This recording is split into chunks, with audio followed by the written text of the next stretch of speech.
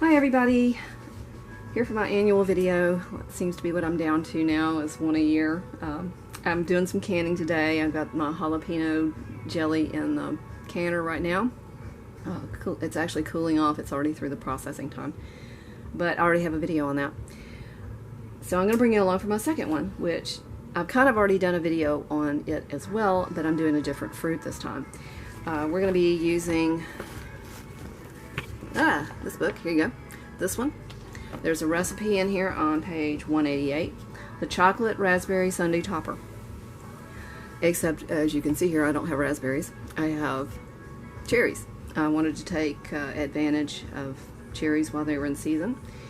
You can always change the fruit in this. If you don't like raspberries, use blueberries. If you don't like blueberries, use strawberries. I've done strawberry as well. I think that may be what the video I did on this one before. Anyway, you need half a cup of sifted unsweetened cocoa powder.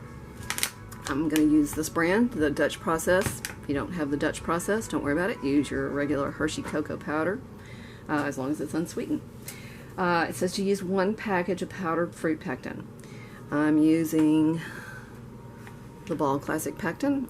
I don't like that much pectin in mine. It causes it to set up too hard for a sundae topper, in my opinion. So I'm only using 3 tablespoons of the pectin in there. I don't want it to set that much. I don't want it setting like a jelly or jam. 4.5 cups of crushed fruit. Cherries, strawberries, raspberries, blueberries, whatever you like to mix chocolate with should be fine. 4 tablespoons of lemon juice. Bottled lemon juice is fine. I've got the 6 3/4 cups of sugar already in the pot back here. You can kind of see the blue pot in the background. I just went ahead and put it in there. So once I finish up with my jalapeno jam or jelly, get it out of the canner, I'm going to start on this and bring y'all along.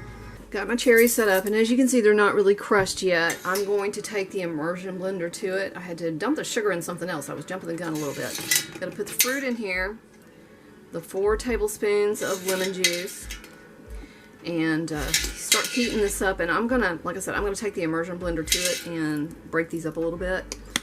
I'm irritated with my food processor right now. It's old and cranky, and I need a new one. And after fighting with it on the jalapenos, I decided I wasn't going to do that with the cherries. I'll just immerse them. So I'm not going to film the immersion part because it's loud and it might take me a minute. So just make sure that when you're making this, you want to do this in a stainless steel or some sort of non-reactive pot, like an enamel cupboard like this one.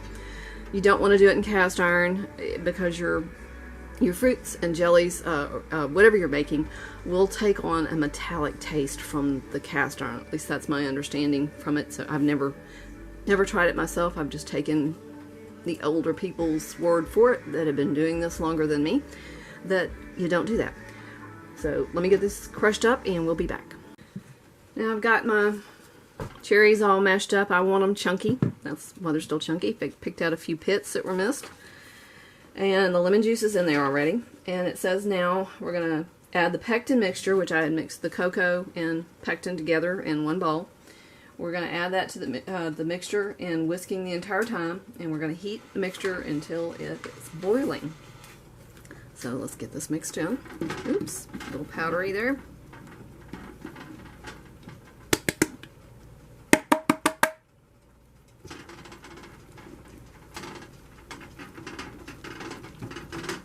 Ooh, it already smells good. And I think I saw another pit. Hopefully I can find it again. There it is. Okay, I'm going to dig the pits out. So when this comes back up to a boil, I'll bring you back. We're at a boil now, and as I stir it, it comes right back to a boil. So we are ready to dump in the sugar. As I said, this is 6 3/4 cups of sugar. A lot of sugar. Keep it all in there at once. And stir this in. And when it comes back to a boil, we're going to start the timer for 1 minute. We want to get this good and dissolved, so this may take a minute. We're at a boil now. At least it's starting to boil. Still coming, not coming quite right back when I stir. Yeah, there it goes. It's starting to. There we go. That's what we want. We want to see that. Keep stirring and start your timer for 1 minute.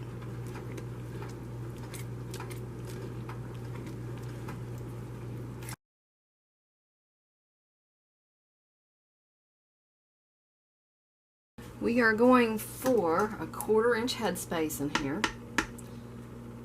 Took me a minute to get set up for this.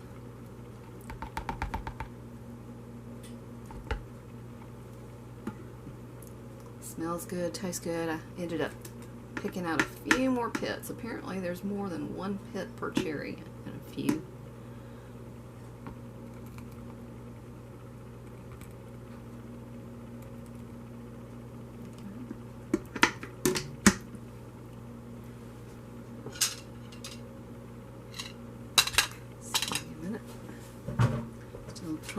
Not quite situated. Okay. All right, we are going to debubble.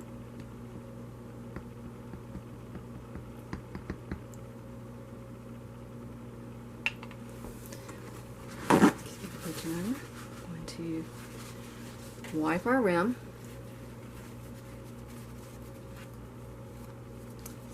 Don't want any food on there, any of the chocolate, sugar, fruit, anything on the lid to prevent a seal. Stick a lid on there. You don't have to heat your lids anymore. Old habits die hard with me. I still heat my lid. And that didn't quite go on securely. There we go. Alright, finger tight, and there's our first jar ready for the canner. I'm going to jar up the rest of these and get them in the water bath. And I'll take you out there and show you when I'm done. I might let you watch in on a few more jars as I do them, and I'll just speed up the camera.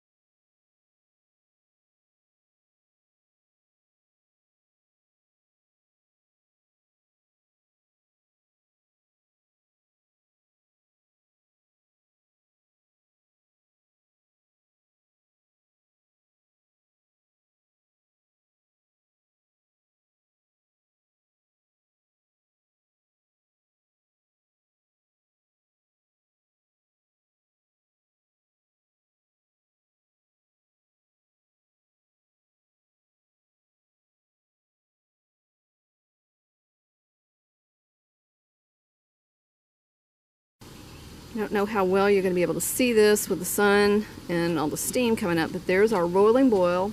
Got our jars all in there. I'm going to hit my timer and start the timing for 10 minutes. Excuse me, there's a wasp that wants to join in, and I do not want to get stung. So anyway, there we go. In the canner, rolling boil, processing for 10 minutes. 10 minutes is up. I have turned off my heat, and now I'm going to raise the rack very carefully up like so. Now I'm going to let these sit for about 10 minutes. I got one jar I've got to straighten up there. It's tipping over a little bit, and I don't want it tipping over. Well, I don't want to set up straight. Okay. Ping, ping. We love hearing that. How do I get you to sit up? There we go. Okay, got it. So anyway, I'm going to let that sit for 10 minutes and kind of acclimate to the temperature. Don't want to yank them right out of there. Let some of the water drain off the top of the jars a little bit if they will. Because when I take them out, you want to come straight up and out. You don't want to tip your jars. You risk, if you don't have a seal yet, getting some of the food, jelly, liquid, something underneath the rim and preventing your seal later on, or having it come unsealed later on. It's been sitting a little bit now, so I'm going to pull my first jar out. And the water some of the water has kind of evaporated or leaked off to the side, so that's good. I know it drives me crazy. It's my OCD too, and I want to tip them so bad and get that water off there. But you straight up and out, and take it over to your mat, wherever that may be. Mine's in the house, so I'm going to take this into the house. See if I can show you all the jar. I don't know how well you can see that, but chocolate cherry sauce. Ooh, I see a little bit of a pit in there too. Cool. Great. I have to watch out for that one. Break a tooth. Now I've also got to go clean up my kitchen. I've got chocolate covering all over everything. Here's our finished results. My jalapeno jelly is in back behind them. Ended up with 6 half pints, 1/4 pint, and 1 12-ounce jar. That's what the tall one is. Out of 2.2 pounds of cherries. So as I said, the recipe is in this book right here on page 188, I believe it is. Yep. Again, the recipe is 1/2 cup of unsweetened cocoa powder, sifted, a package of powdered pectin. Now remember, I took mine down to about 3 tablespoons because I don't want it to set up like a jelly. 4.5 cups of crushed fruit, whether it be raspberries, cherries, strawberries, whatever you want. 4 tablespoons of lemon juice, and 6 3/4 cups of granulated sugar. It processes for 10 minutes in a water bath canner. So anyway, I hope you enjoyed this, and if you try it, I hope your family likes it. Hope y'all have a great 4th of July weekend, and happy canning.